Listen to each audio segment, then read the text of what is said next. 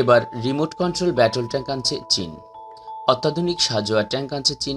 চীনের সরকারি সংবাদ মাধ্যম গ্লোবাল টাইমস জানিয়েছে, আর্টিফিশিয়াল ইন্টেলিজেন্স প্রযুক্তি ব্যবহার করে অ্যানম্যান্ড ট্যাঙ্ক আবিষ্কার করেছে বেজিং, যা চলবে রিমোট কন্ট্রোলে। শুধু এরকম গ্রাউন্ড ট্যাঙ্ক নয়, মানুষ ছাড়াও উড়বে এমন এরিয়াল যানবাহন সহজ করে বললে ড্রোনও এখন বেজিংয়ের সামরিক সরঞ্জাম ভাণ্ডারে রয়েছে। সোভিয়েত মডেলের এই টাইপ 59 ট্যাঙ্ক 1950 সালে সর্বপ্রথম চীনা সেনারা ব্যবহার করে। তারপর থেকেই সে দেশে ওই ট্যাঙ্কের বিপুল উৎপাদন শুরু হয়। নিয়ম মেনে ওই ট্যাঙ্কের মডেলে বেশ কিছু পরিবর্তন আনা হয়। সাধারণত এই ধরনের ট্যাঙ্কে 100 মর্টার, একটি 7.62 মেশিন গান, একটি 12.7 অ্যান্টি এয়ারক্রাফট মেশিন থাকে। একটি ট্যাঙ্কে 4 জন করে সেনা সদস্য থাকেন। স্যাটেলাইট, এয়ারক্রাফট বা সাবমেরিন থেকে এসব ট্যাঙ্ক বা ড্রোন পরিচালনা করা যাবে। সরকারি টিভি চ্যানেলে এসব ট্যাঙ্কের সামরিক মহড়ার ফুটেজও দেখানো হয়েছে।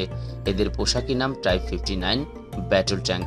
তবে মহড়াতে ট্যাঙ্কের কিছু ত্রুটি ধরা পড়ায় এখনই সেটি লাল ফৌজের হাতে তুলে দিচ্ছে না বেজিং, বরং আরও কিছুদিন পরীক্ষা নিরীক্ষা করার পরই সেটি সেনাবাহিনীর হাতে তুলে দেওয়া হবে। গত বছর ভারতের প্রথমবারের মতো তৈরি করেছিল চালকবিহীন ট্যাঙ্ক।